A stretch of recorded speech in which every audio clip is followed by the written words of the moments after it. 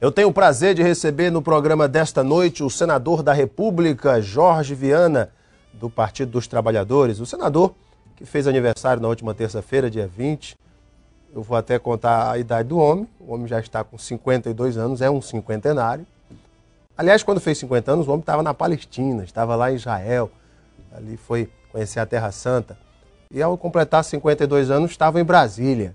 Mas ele nos fala também, trabalhando, né, senador? E vamos falar também sobre vários temas políticos. Senador, muito boa noite. Boa noite, obrigado. Satisfação, viu? Prazer. Parabéns agora, pelo aniversário, agora, viu? Todo mundo já sabia, né, que esses cabelos brancos aqui denunciam também, mas é um privilégio poder passar, e eu passei meus 50 anos, de fato, tive o prazer de poder passar lá na Terra Santa, fui a Belém no dia 20 de setembro, 2 anos atrás, agora esse último foi ralando lá em Brasília com o Código Florestal, o dia inteiro. Cheguei 8 horas da manhã no Congresso, no Senado, saí mais de 10 horas da noite. Mas é a vida. Agora eu vim aqui no Acre, dar um abraço aos amigos, agradecer, aproveito todo mundo que mandou mensagem, que foram muitas pessoas.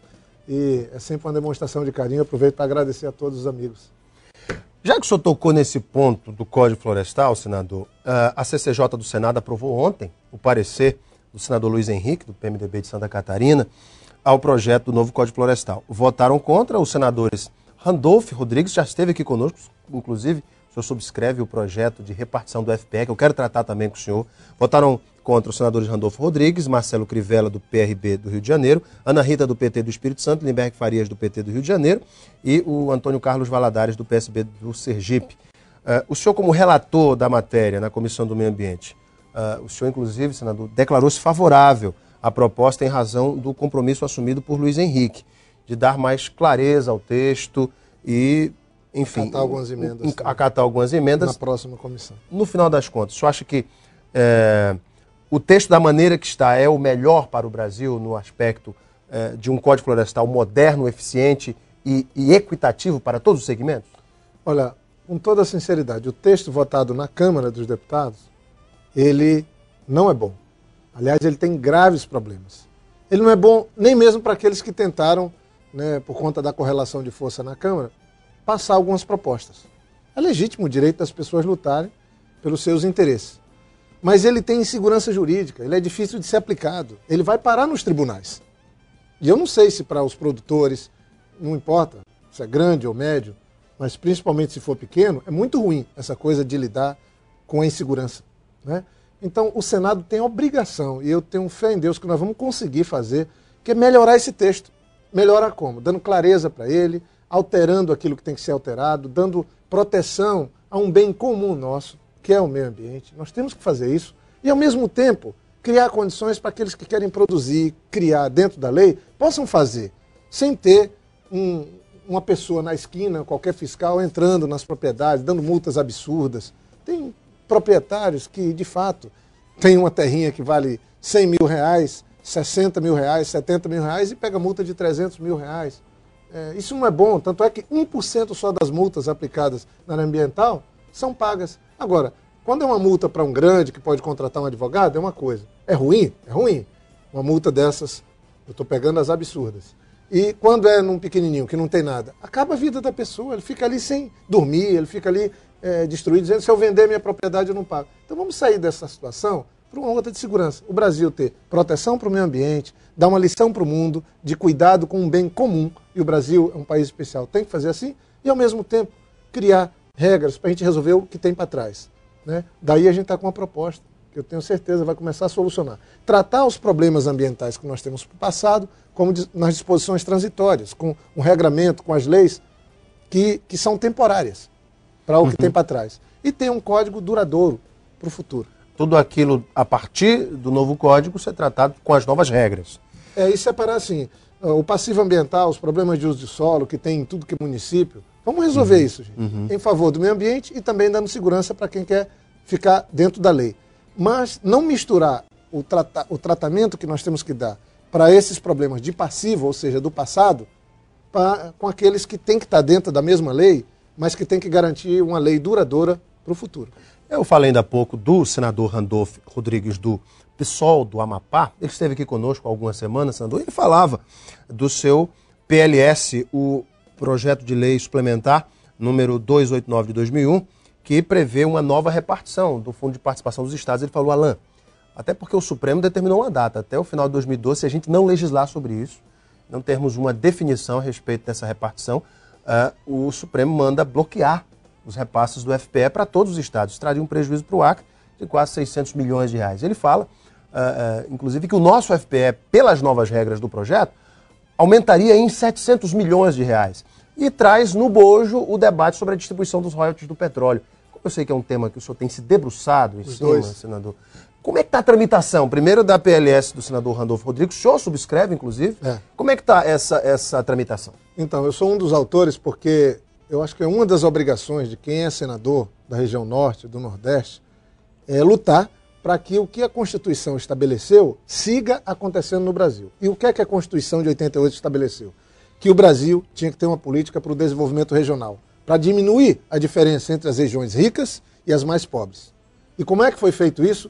Com a distribuição do Fundo de Participação dos Estados e o Fundo de Participação dos Municípios. Só que na Constituição estabeleceu o seguinte, a lei, o cumprimento da lei tem que ser dinâmico, ou seja, onde tiver desenvolvimento, tem que sair.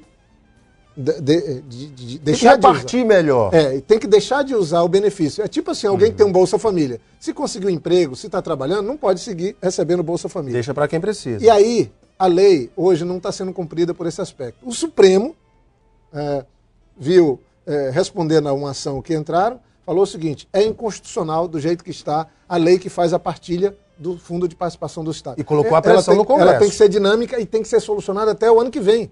Ou seja, eu não estou nem preocupado se do Acre ganhar mais, eu estou preocupado do Acre não perder. Porque se o Acre perde, aí não tem dinheiro para pagar salário, aí a situação é grave, e a gente que agora que está dando certo, depois desses últimos 10, 12 anos de muito trabalho, então, no fundo... Os estados mais ricos não podem, aí, nesse debate, emperrarem essa votação? O que está por trás disso tudo? Porque essa tanta confusão dos royalties do pré-sal e também da discussão... Do Pacto Federativo. Por quê? Porque o Brasil agora cresce e cresce muito. O Brasil agora é uma das nações do mundo que mais cresce e se desenvolve. Está tendo distribuição de renda, tem mercado. Ou seja, o FPE, antigamente, não tinha valor nenhum, a não ser para os estados pobres. Agora não. Os estados ricos querem porque a distribuição de impostos no Brasil, arrecadados pela União Federal, é enorme. Então, tem uma luta aí. E é muito importante a união da bancada do Norte, a bancada do Nordeste, para que a gente possa rapidamente definir a lei. Eu acho que a gente não pode ser injusto com os outros estados também. Mas tem que ter... Nós não estamos querendo nada além da seguinte tese. Estados da região Norte e Nordeste terem um pouco mais da distribuição, porque nós estamos... sempre fomos penalizados. A gente tem menos estradas, menos infraestrutura, menos energia, menos infraestrutura toda, desde social até a física. Então, para compensar e tirar essa diferença entre o sul do Brasil e o sudeste e a região norte, nós temos que fazer. Agora, estados como do centro-oeste, que já estão se desenvolvendo, não pode ter mais o mesmo benefício. Isso é a dinâmica da lei. Dos royalties do petróleo, o Rio de Janeiro está batendo o pé, e eu acho que é injusto. Eu defendo particularmente que o estado produtor de petróleo ganhe um pouco mais. Né? Ele tem lá os problemas, inclusive ambientais, e tem que ter. Só que o Rio de Janeiro, agora foi descoberto o pré-sal. O pré-sal é um bilhete premiado para o mundo inteiro, como se tivesse uma loteria, como diz o presidente Lula, mundial. Então, dá para o Brasil mudar completamente a educação, a gente ter dinheiro para a saúde, dinheiro para ciência e tecnologia, para proteção do meio ambiente com pré-sal. E não dá para agora concentrar em 3 estados, Rio de Janeiro, Espírito Santo e São Paulo. Compartilhar. E eu não tenho nenhuma dúvida, se não tiver uma boa mediação, será derrubado o veto presidencial no Congresso, nós vamos ter aí uma ação na Justiça, o que é ruim, mas o Estado do Acre pode sair das dificuldades e valer a pena esse sacrifício nosso de, com honestidade, ter construído uma base para o Acre se desenvolver. Quer dizer, a gente pode ter fundo de participação do Estado e dos municípios melhorando, ou até mantidos, e entrar os royalties, que pode realmente ser a salvação da lavoura aqui no Acre. Certa vez, um amigo economista me perguntou, Alain Henrique, você já viu que o debate nacional hoje é sobre os royalties do pré-sal e a distribuição equitativa dessa riqueza brasileira. Mas a gente pouco vê os nossos políticos em nível nacional debatendo o Brasil se tornará realmente autossuficiente em petróleo e com isso teremos uma redução no preço dos combustíveis? Isso também tem sido avaliado pela classe política? O Brasil vai ficar entre os 5 maiores produtores de petróleo do mundo O Brasil já está caminhando para a autossuficiência. A gente tem importação de gasolina, mas é uma questão mais comercial. Na área de combustíveis, eu diria que nós estamos indo muito bem. A nossa matriz de combustível energética é limpa, é uma referência para o mundo. Agora, gente, não pode se basear aí inteiramente no uso de petróleo, porque nós temos aí que reduzir as emissões de gases. Mas o Brasil tem todas as condições para ter, inclusive, uma diminuição no preço dos combustíveis. Primeiro, vale registrar uma coisa, faz muito tempo que a gasolina não aumenta, mas é um absurdo o álcool aumentar o tanto que aumenta e o custo da gasolina hoje. Não tem sentido. Então, eu acho que tem que ter uma ação mesmo da sociedade nossa, de todos nós, porque dá para o Brasil ter um combustível um pouco mais barato, sabe? É muito caro hoje, principalmente para aquele que com sacrifício comprou seu carrinho, como um meio de transporte para poder levar seus filhos, enfim, trabalhar, e aí ter que pagar um combustível no preço que é. Eu acho que tem imposto demais e também, por sermos grandes produtores de álcool e por sermos um grande produtor de petróleo e, obviamente, de gasolina e outros derivados, não dá para ter um preço desse tamanho. Eu sou defensor e tenho certeza que nos próximos anos, do ponto de vista real, é possível ter uma redução no preço dos combustíveis. Ainda falando sobre essas questões do Senado, porque eu vou bater um papo em 2 blocos com o senador, ainda vamos falar de política, da escolha do nome do PT à Prefeitura de Rio Branco, tem aí os temas bem apimentados aí para tratar com o senador. Mas antes, vou deixar isso para o segundo bloco. Senador, o senhor tem acompanhado essa PEC, a PEC 556 de 2002, que equipara a pensão dos soldados da borracha aos pracinhas da Segunda Guerra Mundial, e que tem sido ultimamente tão debatida aqui no Acre, a questão dos nossos pensionistas, soldados da borracha, estarem buscando o apoio de um sindicato em Porto Velho. O sindicato local disse, olha, isso estão vendendo uma ilusão para vocês, não quer dizer que eles estão acompanhando o trâmite de uma ação, que vocês terão direito a receber alguma coisa. A PEC está tramitando no Congresso, enfim. Como é que o senhor avalia essa questão toda? O senhor acha que a presidente Dilma já falou que por ela isso não acontece? Mas e aí? Será que com a pressão política isso pode vir a ser resolvido, senador? Olha, eu não acho fácil, não.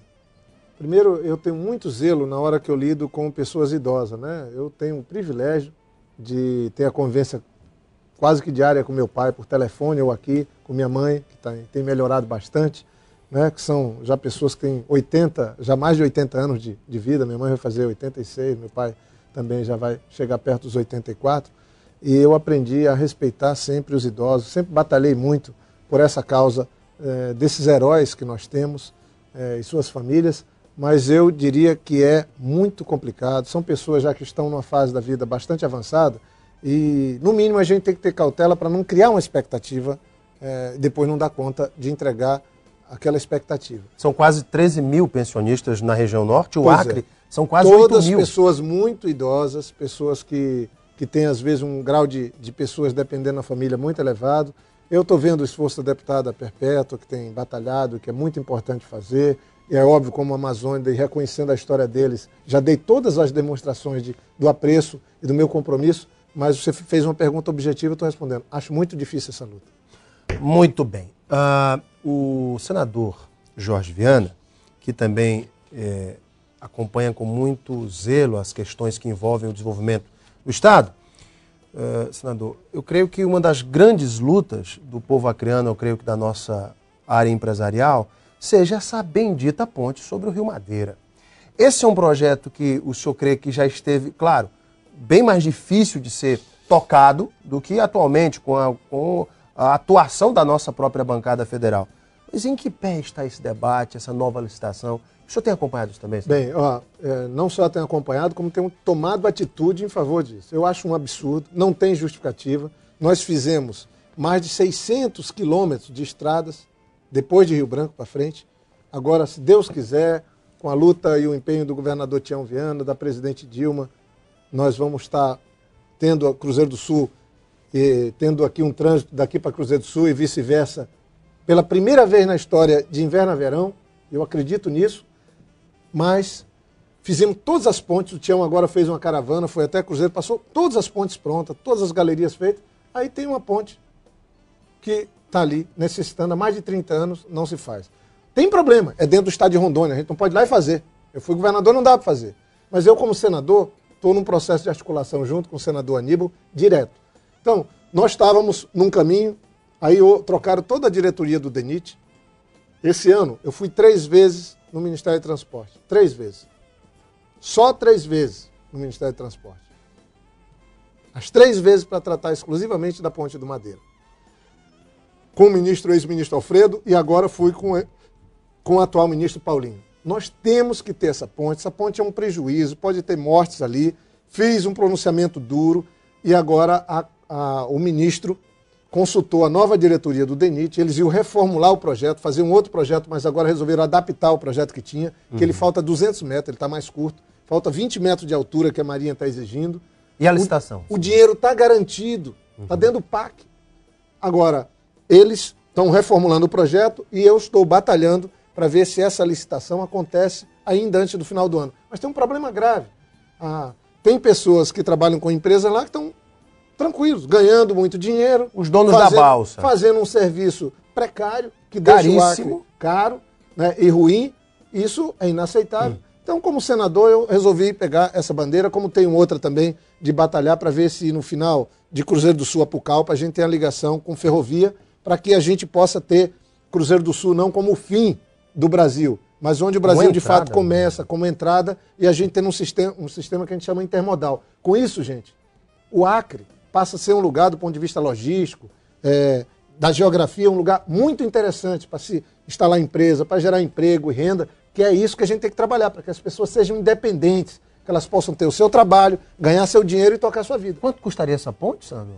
A ponte aqui? Do Madeira? Deve ser em torno de 150, 160 milhões de reais. Gente, o presidente Lula liberou, e eu estava lá junto com o Binho, com a ajuda do então senador Tião Viana, o presidente Lula liberou 250 milhões para fazer as pontes do Acre. Estão todas prontas, porque as do Acre nós cuidamos. Aí essa em Rondônia, eu não estou culpando, não. Mas faltava vontade política. Mas falta sempre vontade política, até mesmo das pessoas de lá. Porque é de Porto Velho para cá. Exatamente. Parece que o pessoal já não liga. Diz, não, ali é Ponta do Abonã, ali é Extremo Califórnia. Um pessoal tão bom na Extremo Califórnia. Por isso que eu acho que esse pedaço sempre tinha que ser do Acre. Do Madeira para cá deveria ser Acre. A gente cuidaria. Então fica depois, ninguém cuida e o Acre paga a conta, os produtos nossos mais caros, perdendo produtos. E aí chega no período do verão, a gente tem um drama. Quer dizer, está um Acre todo interligado, asfaltamos tudo. E aí não tem uma ponte. O senador Georgiano me responde no próximo bloco. Quem é o preferido dele na disputa para ser o candidato do PT à Prefeitura de Rio Branco? Ele disse que vai me dizer aqui o nome. Pergunta fácil. Essa é fácil. Pergunta e também fácil. Tem as questões polêmicas, essa questão aí de panfleto, tudo isso o senador vai nos responder logo após o intervalo no Gazeta Entrevista. Eu espero você. É um minutinho só. Até já.